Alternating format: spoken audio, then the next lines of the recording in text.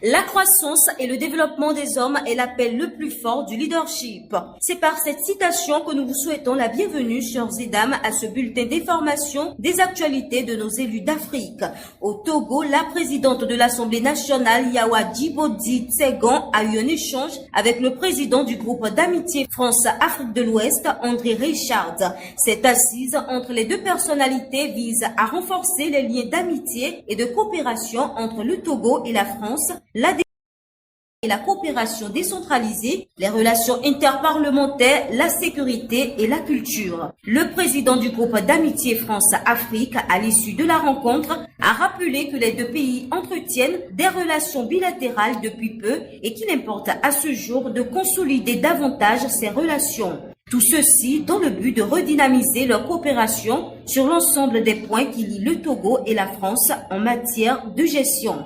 Nous nous rendons à présent au Sénégal où plusieurs parlementaires africains à Dakar pour une réflexion autour de la problématique des flux financiers illicites. C'était dans le cadre de la 9e réunion du réseau pour la justice fiscale en Afrique.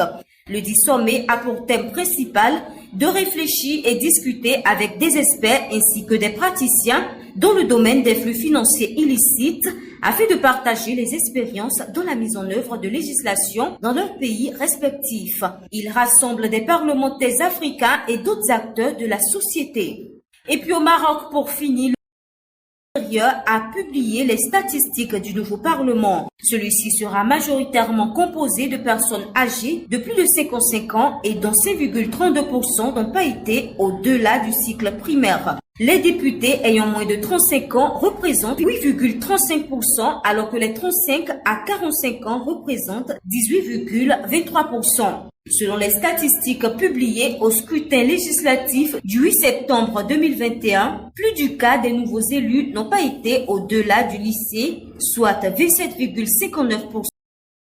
Ceux à même de justifier d'études supérieures représentent 66,33%. On note également la hausse de la représentativité des femmes au sein du Parlement, soit 24,3% des élus.